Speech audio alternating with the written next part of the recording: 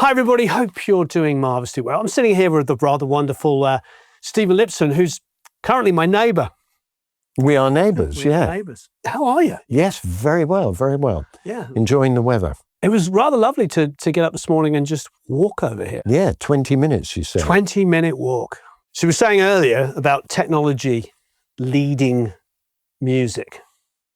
And I suppose at some point, it's not all bad. Some of it's really good. Like I love that kind of 78 to 85 kind of period of where just everything was moving so fast in genres. I think, yeah, but I think the key with that whole scenario of technology and arts is not to let the technology rule, but to use like every tool, carefully. Right. And then it's fantastic. If it's overdone, if you use new ideas, you were saying earlier about DX7, weren't you? You were talking about that. Perfect example. It was a little bit overdone. Yeah. Everybody had that terrible electric piano sound. They didn't think, actually, the real one might be better. Mm-hmm. Yeah. So at which point it's ruling you a little bit unnecessarily. Yeah. I always make the joke about the Doogie Howser theme tune, how we went from Taxi with this like beautiful kind of jazz funk kind of groove to suddenly ding, ding, ding, but this kind of like plinky plonky. Yeah. I remember the first time I used a drum box. Well, it wasn't mine. It was a Lynn, the original Lynn. And it was a guy called Peter Van Hook, who was great. He was a big time session musician, drummer. And I asked him to come and do a session, and I wasn't specific about anything because I didn't know what we were doing. It was this guy who'd come into my studio, wanted to do 2 songs, and Pete Van Hook turned up with a drum box, not drums. And I remember thinking, this is weird. This is really weird. I'm just going to go with it because here we are. And it was amazing, absolutely amazing. The way he programmed it, the efficiency of his programming, it was something new. I don't know. I absolutely fell for it first time. And that would have been in, a long time ago. When we were doing the breakdown of, I don't know which of the 2 songs, you mentioned Welcome to the Pleasuredome, and you played the sound. I remember when that first came out, nothing else sounded like that. It sounded so...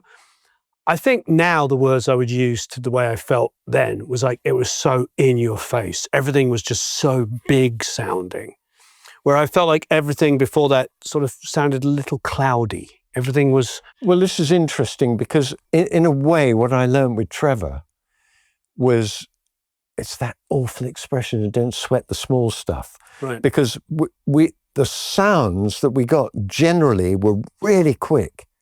I mean, there might have been, it's a bit like making decisions. You might cogitate for days and days in the back of your head about making this decision, but then the actual making of the decision is really quick. Like guitar sounds. I remember playing guitar on all those records. Oh no, I've told people after the first interview I did with you that you told me it was probably a whirlwind DI straight into a channel of an SSL. I was a kid trying to figure out how to get that guitar sounds, doing covers gigs. And I'm thinking, what amp is it? How's he doing it? And you're like, well, it was my Strat into a whirlwind and going into this. It was loads of weird shit. There's a solo I did. I think Steve Howe does this weird acoustic stuff. It's amazing. And then there's like a jazz solo. Yeah. Right, over Andy Richards' beautiful chords. That is an amazing moment because it was me with my Strat plugged into a Dynacomp. I had 2 pedals, a Dynacomp and this black heavy metal. Yeah, HM2 Boss. Yeah, that one. Right, they were the only pedals I had, and that was the only guitar. And so it was into the Dynacomp, into the console, and I was standing on the other side of the console between the 2 small speakers, which were on very quietly. And my assistant, who I can't remember who it was, which is odd, Trevor was sitting on the sofa probably, and I said to the guy, listen, take it to wherever it is, this point, go back a few bars, just go into record.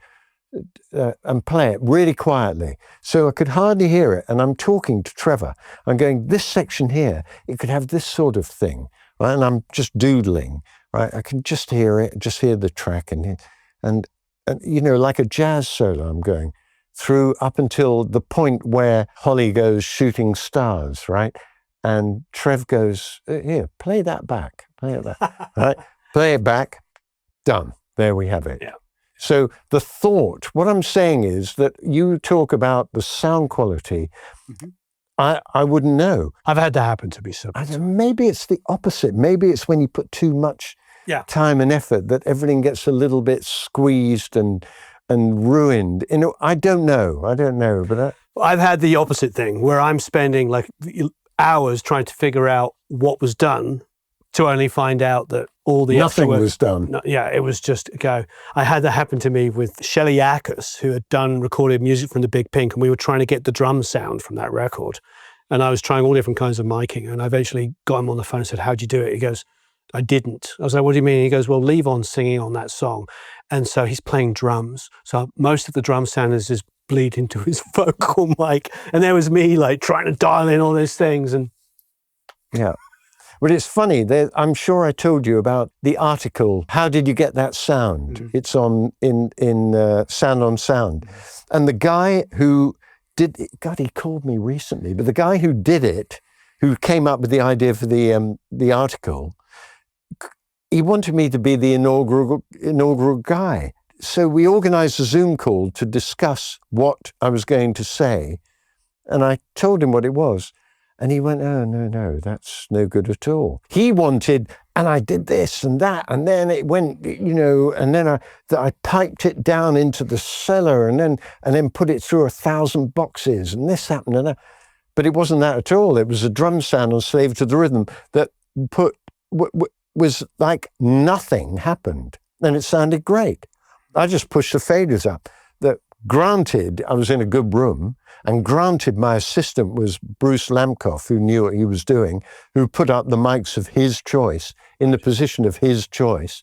And I went in to record on tape machine, pushed the faders up to hear what was going on, and that was the drum sound. And it never changed. There wasn't any EQing that was near, it just sounded good. So I suppose what I'm hearing is like me with my teenage ears hearing these songs, trying to figure out how to play this music, and everything else sounding cloudy in comparison, is that, for want of a better phrase, you're not screwing it up. Probably. But if you think about, it always interests me, writers. I work with, not enough, but a bit, with a guy called Nick Kershaw, who I am such a huge fan of Nick Kershaw. And great artist. I think he's amazing. Well, I got in touch with him. I don't know what happened, or he got in touch with me, to work on an album he was making called 15 Minutes, which transpires, it's one of my favorite all-time albums. It's unbelievably good. And I had the honor of working on a few songs of it, but the reason I mention it is he's a guitar player, and I listen to the songs and I think of a man with a guitar, how it fell out of his fingers. To me, loads of the parts, I'm struggling to figure how to do them, but for him, it's what he does. So my point is, keyboard players who write, they doodle about on the keyboards, but it's their thing. Oh, of course, the other example is it 50 Ways to Leave Your Lover? That drum part. Paul Simon, yeah. That drum thing that Steve Gadd did. Yeah. That whole thing. Do you know how that came about? No. That was his warm-up. And so he'd sit in front of the kit before anything was happening, and he'd play that. And Paul Simon goes, what's that? That's just my warm-up thing. Why don't we use that rhythm in 50 Ways to Leave Your Lover? Done. So even though it sounds great to everyone, to Steve Gadd, it's just what he does. You know, and I don't know. I just think, I know you have to practice and get good at your craft. I know that. But we're all slightly different, and we all have different sort of, I don't know what it is, muscle somethings that make some things natural, as opposed to me. What's natural to me isn't natural to you, which of course is why Jeff Beck always sounds like Jeff Beck, and why I could never understand why I always sounded the same. Whatever guitar I used or amp, it always ended up sounding the same. And I realized it's because it's just what you do. But the guitar parts that were on these 2 tracks that you played. Oh, it was rubbish. Yeah, but you hear it and you go, oh my God, that is that guitar playing from that period. I hear it. I hear the note choices and the phrasing, and it takes me right back, and Can't it's you. help it. And you can hear such a big part of that. Yeah, what comes naturally. When we did 2 Tribes, Andy Richards, who was I don't know if you ever worked with him or spoken to him. He was the all-time great keyboard player in the 80s and 90s. He was so brilliant. Not technically, but just as a package. He'd show up with the best gear and the best ideas. And on 2 Tribes, he came up with these great inversions of chords that were never there.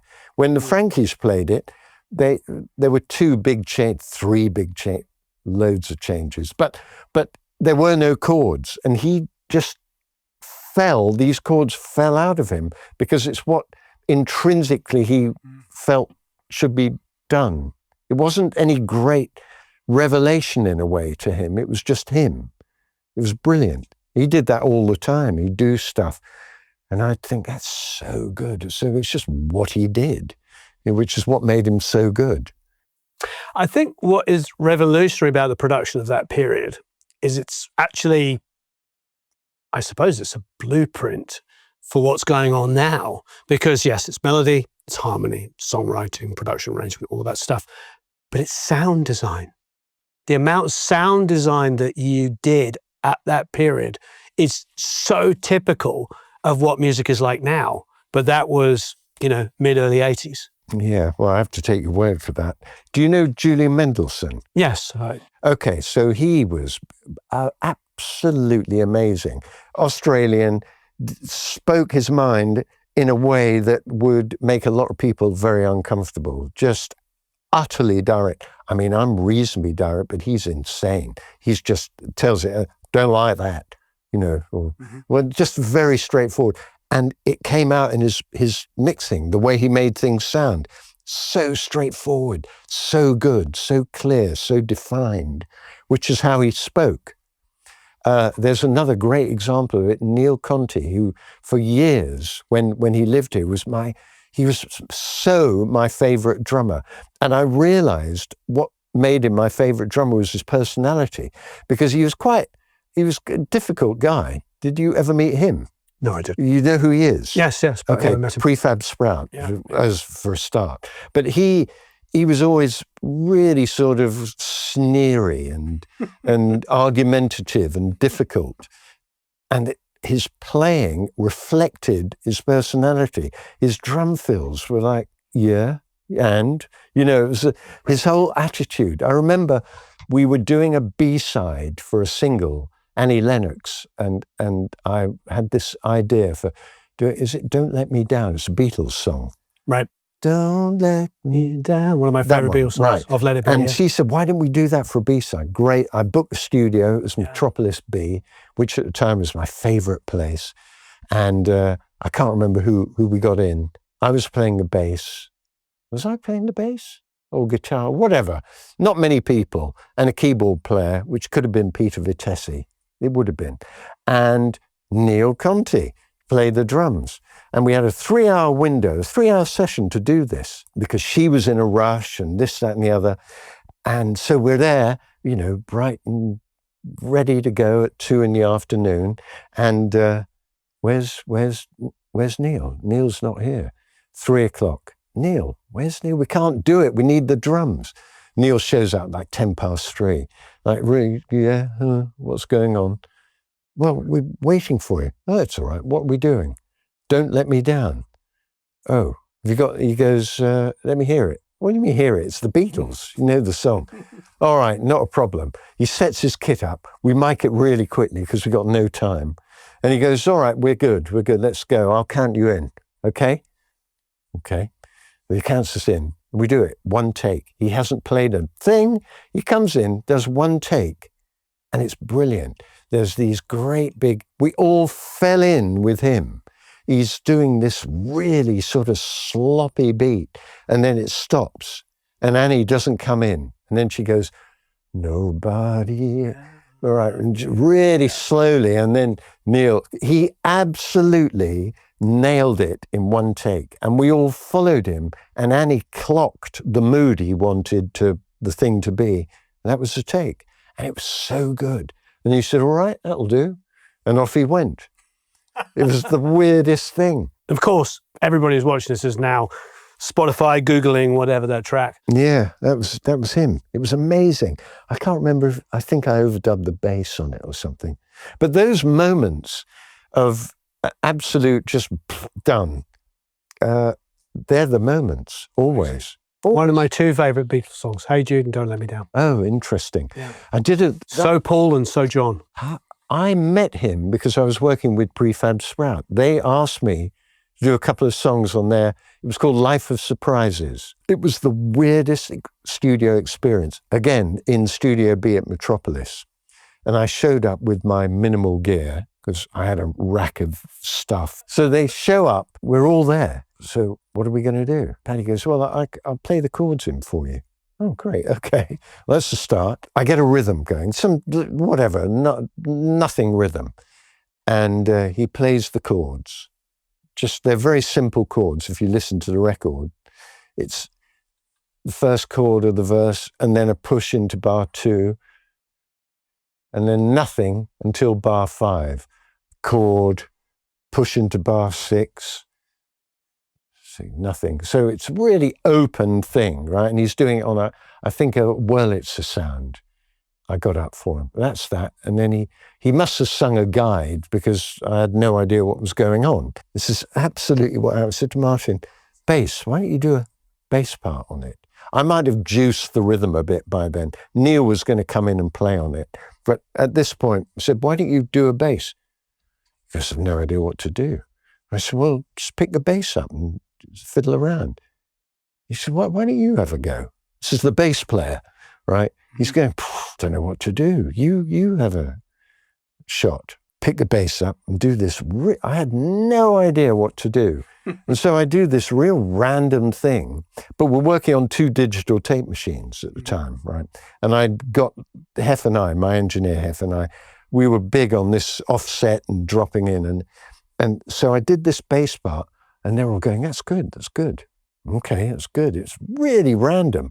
And I go, well, let's just move that bit there, that bit there. Couple of edits, and that was the bass part. And I'm thinking, we've got this weird nothing piano, weird bass. Neil comes in, does drums, that's that. Do a little bit of jewelry. I don't know what you call it. Little glistly bit, bits here, bits there, little into this bit. And then that was it. I don't think, Wendy, the singer, did some oohs and ahs, and that was the record. It was the weirdest session. Sounds like a great session to me. I love the record. The record's fantastic. I think it was one of their biggest hits. I've no idea. It was just so, what now? Oh. And then it was done. It was weird. It's quite wonderful when you can do just things that are intuitive. That's all it was from everyone. Just intuitive little things. Yeah. It was great. When you talked about the kind of glistening things, I often call that the magpie flies around and picks up bottle tops and pieces of glass because they're just attracted to shiny things, and then they put it in the nest. And I always think of a song like that. You've got the structure and everything, but you've got these little shiny things. Yeah, I think it was jewelry, same thing. Yeah. Just little stuff. And it's so interesting when I've worked on these movies that there's loads of that stuff. And I always think, what we really need is just the core elements, and then everything else, yeah, okay, that will do. But it's the core elements, the theme and the main, it's exactly what you say, the nest, that's right. And all the little bits, they're all fine, but they're not the point in a way. They're just the thing that stops it getting boring. Because the classic example of that, which I had nothing to do with, is Owner of a Lonely Heart. Right. Which, masterpiece. Absolutely. All the jewelry on that it's absolutely brilliant. All the stabs and really something. I love that about Trevor's stuff with Yes, and actually all those bands, Yes and Genesis, every period I absolutely love. Genesis. Yeah, I love Genesis. Yeah, I don't everything. It can be Landlines Down Broadway, Nursery Crime, or Abacab, or Genesis, Duke, everything. I love it all. Yeah. I love bands that do that. They're always evolving and always trying new stuff. It's the guy. I always thought, I didn't know who was the main force. And I realized, what's his name? Not Mike Rutherford. Tony Banks. Tony Banks. Yeah. Unbelievable. Yeah. He never had a hit on his own. Right. But he was, I've seen loads of interviews with him recently. I think what happens with all these, whatever it is, TikTok, YouTube, whatever it is, what you watch, it feeds you, right? Mm-hmm. The algorithm feeds you what it thinks you like. Sure. And I agree. I love Genesis. And so I've looked at a couple of things, and now I get loads of Tony Banks interviews about how, I saw one the other day, how the band, the whole history of the band, fascinating. Yep. Him and Mike Rutherford was good. How good were they? All of them individually, collectively, different versions, different bits put together. Yeah. Steve Hackett, of course, as well. Yeah. Everything about it. Yeah, I agree. Yeah. I love it. I love how they just move sometime, like later on, this is Motown. No, now we're going to do this. Now we're prog, now we're classical, now and we're it's whatever. all really good. It's all really, really good. I know. And well, I have to say, I loved Yes but then prog. Oh, of course, you taught Steven Wilson, who is, Who's a big fan of yours. Oh, I'm a huge fan of his. And him, actually. Yeah. I'm a huge fan of him. Yeah. More than his music necessarily, or his mixes. I just think he's extraordinary. Absolutely a force to be reckoned with. Yeah, we were trying to, somebody said, oh, I'm not really a big fan of whatever. And I was like, you do realize in the last 28 years or whatever, Steven has been involved with 36 albums. Which one of, you know what I mean? He just works. He's always working. And I love that. That's just, I believe when he has an idea and a feeling about something and he expresses it, I believe it because he's actually out there doing it. Yeah. Not the armchair anarchist, Well, I know, I don't want to say who, some people I work with closely who don't like what he does. And I have to say, I'm not a huge fan of his music. I'm a huge fan of him. Sure. And as such, I give him credit, leeway, whatever it is. Sure. And I will always listen to what he's done because I think he's extraordinary and pushing the boundaries. He's not resting on anything. He's going for it. Well, he has you have different results, but he has a similar way of working to you. He's a plug in the guitar. He actually uses this box, which could be 10, 15, 20 years old. It's not latest and greatest, doesn't, and that's his main. He has guitar amps and mics and all that stuff, but he tends to kind of plug into that, pull it up on the computer, play the parts, think he's going to fix it later, and doesn't, and just moves on and puts in stuff. And very similar, isn't spending hours like overly mixing things. He's just getting ideas down. And so, and that's something I felt like when you were breaking down these two songs, it was more about the idea and getting the sound right, not putting it in there and then trying to morph it into something else afterwards. Well, it's interesting, the sound, because I've often thought about when you're making, what's the word, producing, I don't know, but building up a piece of music, a song, what is the right sound? And I've thought about this. I mean, not much, it's not exactly world-changing thinking, but keyboard sounds, right? You can get any keyboard sounds now. And so I figure, if I'm working with Claudia and Suzanne in this xPropaganda guys that we have going, I love keyboard sounds. I get the keyboard up and listening, go through a bunch of presets. That's quite nice. Don't like the ADSR, but I like the sound. Okay, there. All right, let's work with that, right? So I've got this sound I like. I don't know what I like it for. It's just a sound I like.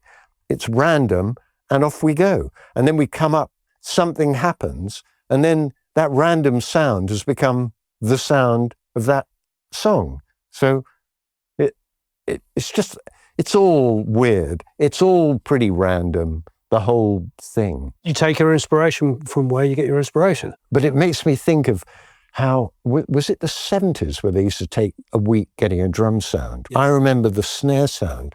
People would take days over the snare sound. I know what they were doing. I never did that. I couldn't understand it. I go, can I hear it? Yeah, I can hear it. Yep, it's there. It's got a good level. Just make it a bit higher. That would be about it, wouldn't it? Bit higher. And then later, maybe it's a bit dull. Oh, I'll turn this knob. No, it's not dull. Okay.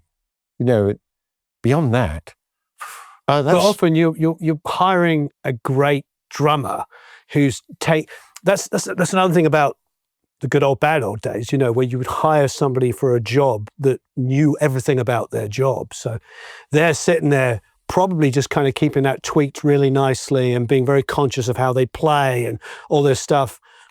And that's the beauty in a great player. Yeah, of course. Talk about Neil Conte or Ash Sohn or any of these guys. You mean they sound good? They sound good. And they know how to get good sounds. Yeah. And they listen to what they're about to be doing and go, oh yeah, I need that. Exactly, yeah.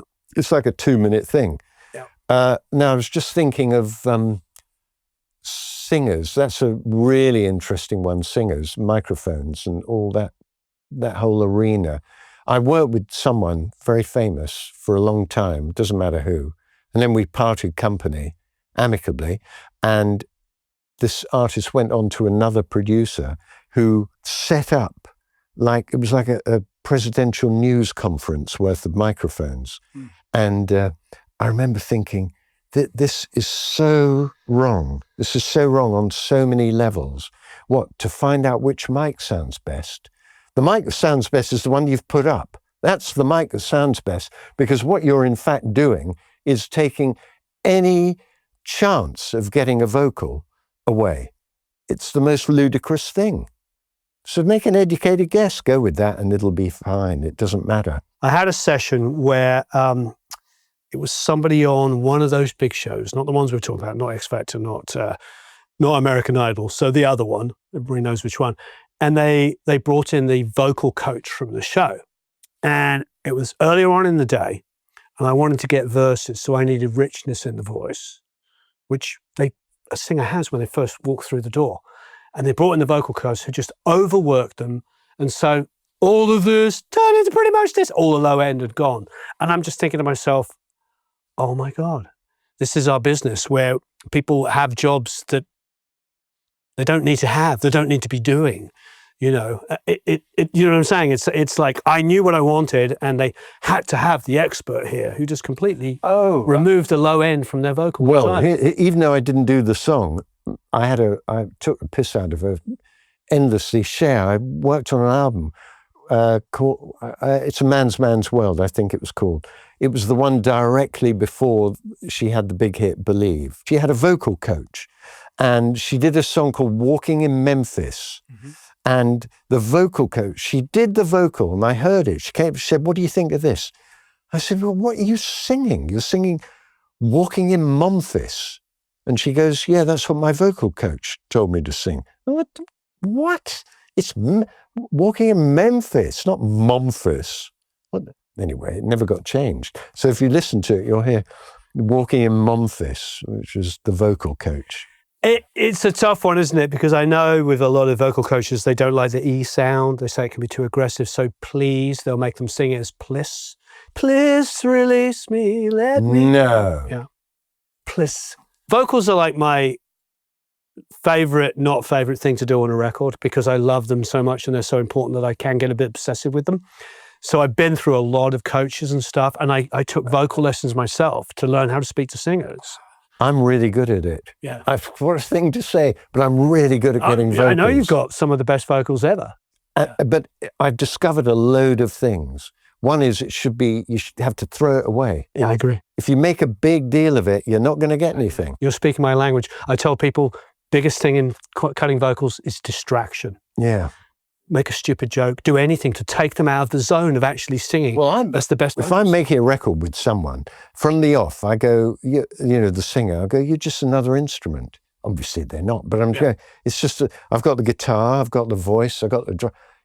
Don't big it up. That's all you are to me, another noise. So we'll do it when when I've got a moment. At the moment we're doing this. Oh, sing now. Okay, good, right, got it. Right, so they don't even know they've done it. That's one thing. And the other thing I discovered, I don't know how I discovered this, that for me, probably not for everyone, keep it short. There was this duet, Elton John and George Michael, live, Don't Let the Sun Go Down on Me. And I think it was a #1 record. Now I was at Mayfair Studios at the time. We used to come out and watch Top of the Pops, as everyone did. Thursday night, out we come. We were mixing Diva at the time, I remember. Came out, and we're having dinner, watching Top of the Pops. George Michael sings the first verse and chorus. And then he goes, it's the song, anyone can hear it. He goes, ladies and gentlemen, Elton John. And Elton John starts singing verse 2, right? And every line he sings, as soon as he's hit the note and said the word, he stops. So every line was as short as it could be. Every line. I suddenly thought, I listened to it again, and George Michael's holding all the notes.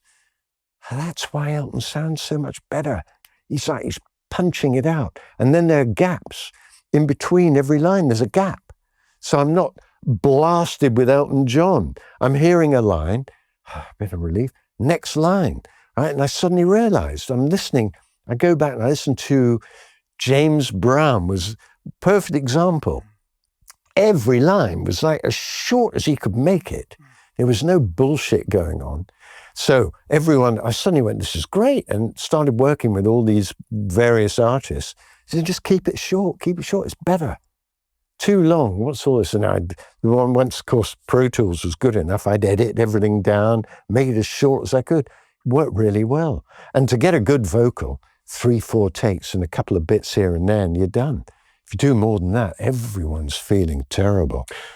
I know as an engineer, working with producers, especially I would say younger, because some of them were older, but the ones that you can tell were not into vocals, they would just work the singer.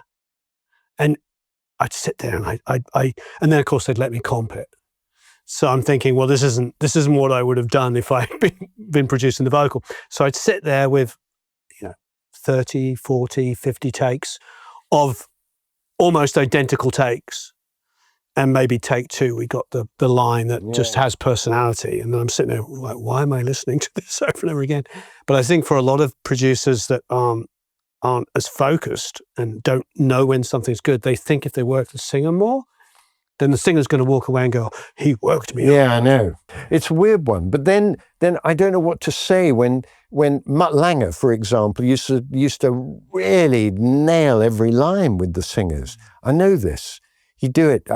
Not that I knew him that well. I knew him, but I know he did it with Shania Twain, line by line, syllable by syllable. Def Leppard, he'd do the same. Then you probably know more about this, but when I met Vivian Campbell, I asked him, why isn't Mutt Lange working with you anymore? Vivian's the new guy from like 1990 or whatever it was. And he's like, well, Mutt's, that we're part of his history. We'd love to work with him. And he told me that Mutt would go into the live room and sing every single part on the song, every single harmony, everything, and then get them to mimic it. Yeah. So I believe what you're saying, because without doubt. He's that good that he knows what he wants. Well, yeah. Okay, and maybe Max Martin, I don't know if Max, I don't know. But to me, look, I'm not in their league. I wouldn't even think of going there, but just let it happen. See what you got. Sure. They can always come back and do a couple of lines here and there. Right. But it's nothing until it's something. The thing that occurred to me years ago, I love photography, and I'm not particularly good at it. I'm not very good at anything, but photography, take these pictures and I put them into Photoshop, and I'd sort of change the contrast. I'd make them black and white, really average pictures. And then I'd crop them in an interesting way and then print them. And I'm thinking, whatever. And I go to the framers, right? And say, you can put a white border on it. And then they put it in a frame, right? And I put it on the wall. Looks amazing on the wall. So from a shitty little photo. Oh, I noticed 2 photos on your wall going down. One was the Jimi Hendrix one, and the other one was the Jeff Beck one. And you're like, oh, I took that. Yeah. Well, but my point being that it's the same with vocals. Just say, oh yeah, I hadn't thought of that. That's a bit weird. Well, anyway. And then once you've sort of signed off on it, it becomes the thing. Once it's become the thing, it's the thing. So actually, for me, I don't have the answers like Mutt or Max, but for me, I've got an idea, a rough idea of what we need to do, And in my head, I'm going, that was pretty good, actually. That was all right. Yeah, I hadn't thought of that. That's good. All right. And then I'm not making notes, but I know we got everything. But the second bridge, I know we haven't got that because he hasn't hit that note, that one note, the important note he's got to do. Okay, I've got 4 takes. It's great. We've got the whole thing. Just a second bridge. Can we just do that a couple of times? Sure. Okay, do it. Done. We're done. Thanks. And then I'll take however long it takes to comp and timing and tuning, whatever. I don't care. Because once it's done, it's just this noise, isn't it, to deal with. But for Annie Lennox, I mean, she was at the peak of her powers in those days. Oh, it would be the same thing. Yeah. She was brilliant, though. She'd go, okay, all right, I'm ready to do it. I'm ready. And she'd start singing her song that she'd written, right? And then she'd go, stop, wind back, drop in there. Okay. So every time she did, we'd be on another track, So I'd keep all the bits all of it. So we'd have however many takes. Because she might say, yeah, it's all good. Let's go back 2 verses now. I want to just start there. I know what I'm going to do there right then. And so and then I'd say when she was happy, she felt happy, I'd go, this is great. Will you just do one more, just quieter? Try one more quieter. Some big remark, a sort of macro remark. That's great. Why don't you just do it even quieter? Oh, okay. And so she'd go along with it, and then go, what? Perfect example was Waiting in Vain. On Medusa, it was a covers album. And she goes, I don't want to wait in vain for your love. I don't want to wait in vain for your love. I don't want to, and right 3 times. I said, oh, just do that. Build it. So go from quiet to loud. Oh, all right then. You should do that. And go, all right, done, thanks. And it was done. Then we comp it, and she'd be happy because, it was great. She was great. It was great. She'd do what she thought was right, and then she didn't mind suggestions. It was good. Always getting her to sing quieter worked well. How so? What did you think was different about that? I don't know. I've listened to her since we haven't worked together. She sings too loud. For me, just in my taste, I liked it when she sang quietly. I could think of so many examples of it, songs that we did together where she sings quietly, and it's great. It's really, anything jump out you can think of? Well, for some reason, I'm hooked into Medusa. It's thin line between love and hate. She sings really intimately. We did 3 albums, did loads of other stuff, films and live stuff, but 3 main albums. And in a way, they were all hard in their own way, but Medusa was covers album. And that sort of brings a new set of problems, what songs, how to interpret them. Anyway, the one that got us was Downtown Lights by the Blue Nile. Building a track up took ages because I couldn't figure what they were playing. I think what the guy did is he played a note on the note, and then another track played a few other notes. He'd never played Downtown Lights. It was a build-up of tracks. So trying to get my head around how to do it. Anyway, we did it, and she didn't know it that well. And so she said, oh, okay, let's do the first 2 lines. This was after a long time of prepping the track. And we loved the track. It was great. And so she said, all right, I've got the first 2 lines. So she went into the booth. We were in Mallorca, in a house in Mallorca. It was just her, Hef, and me.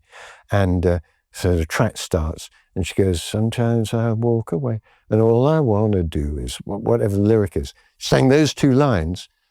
We stopped the tape machine because it's all she had. And the 3 of us spontaneously burst into tears because it sounded so good. It was so good. And all the work that we'd put in, we knew it was going to work. It was one that never happened before or since. Very emotional. Her as well. And then we went through the song and she sang it. And it was all quiet. She sang really quietly, apart from the bits where she went for it. Light and shade. It was really good. Chiaroscuro. Light and shade. Yeah.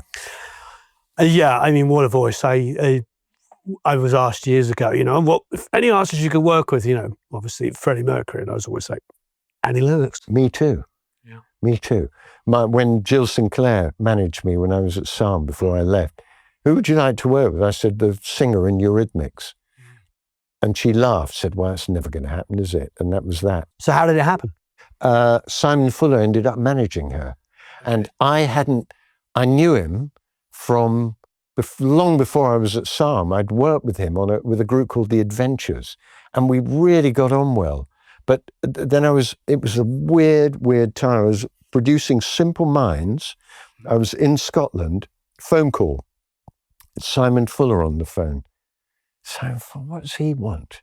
You know, I'm in the middle of this, Simon Fuller. All right. I'll take the call. So, Simon, hi. And he goes, look, straight to it, you won't believe what's happened. What's happened? I'm managing Annie Lennox. Because she's just left Eurythmics and I'm managing her. And she wants to make a solo album. I want you to produce it. I go, oh, my dream artist. Well, yes. Where do I sign? Yeah. And so I flew down to London to meet her. I was exhausted because we were climaxing on this album, Real Life. And I went to see her at her house in Maida Vale. And I was exhausted. And she played me these demos. And I was like, yeah, that's good. Oh, I like that. Not really knowing. First time I hear stuff, I'm imbecile. I can't really figure it. And she called Simon and said, I don't want to work with him. He didn't like anything. Simon called me and I said, I don't know if I liked anything. I think I loved it all, but I don't know. I'm exhausted. Please, you know. And so we met again and we went and it worked out. Incredible. She was great to work with, though. Glad to hear that. Not surprised, but glad to hear it. We'd argue loads of arguing, like big, heated arguments, which, you know, the year before I met her, thought of arguing with her. What? This is Annie Lennox. But of course, when you're in and you're working, she's not Annie Lennox, she's Annie Lennox, you know. She's the artist. Yeah, we're working. We've got to make this good. I don't agree with you on that. What do you mean you don't agree? You're wrong. I'm wrong? You're wrong. No, I'm not wrong, you know, and on. It was great, though. We had a good time. What are you working on at the moment? xPropaganda. Nice. Oh, so a new album? Yeah. Fantastic. Yeah, I've got 3 or 4, I have to say, exciting ideas. Really exciting. Done loads of films. Finished them for now. Anything you're allowed to talk about that's coming out or come out? No, yes and no. They're out.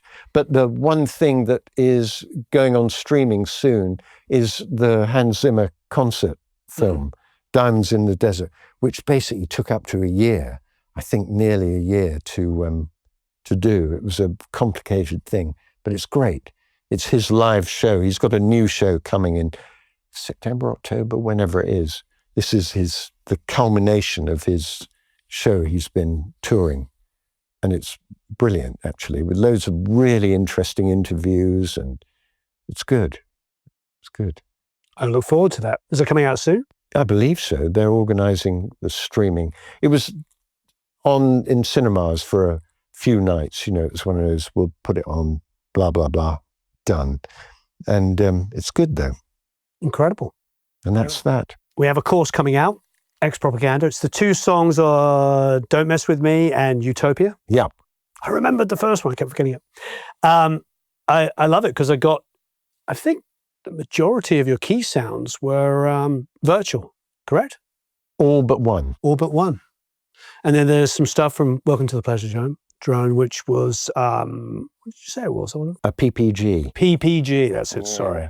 It's going to be an amazing course, so there will be a link down below, so go check it out. I love your space, by the way. On the phone, it was thinking, oh, it's so small. Yeah, but I hate the man cave thing. I said it earlier because it always has the wrong kind of connotations. But the thing about it is, for a musician, it's like you turn around, you go key, you go here, you go guitars. It's all where you want it. Very, very ultra high tech, which it doesn't seem to be, but actually is.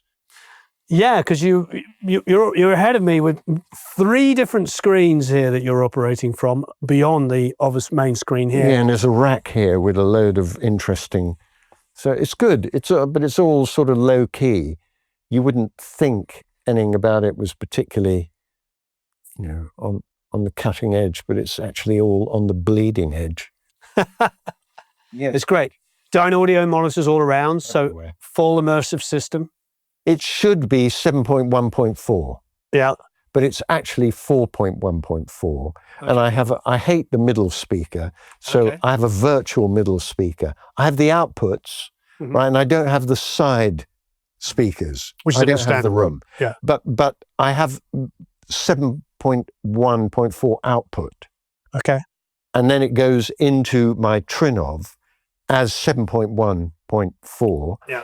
And in the Trinov, I got them very nicely. They programmed it into 4.1.4.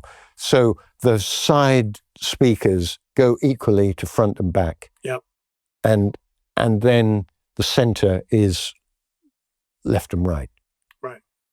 So Great. it works really well. Well, I listened to stuff when I first came in. It sounded absolutely phenomenal. It sounds great in here.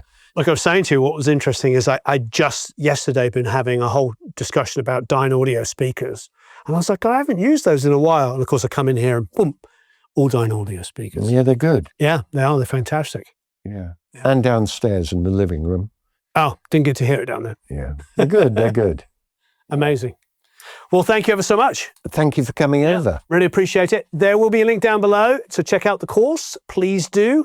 Thanks, everyone. So long, farewell, auf Wiedersehen, au revoir, adios. Hope I haven't made a fool of myself. Oh, that's my job. Both of us.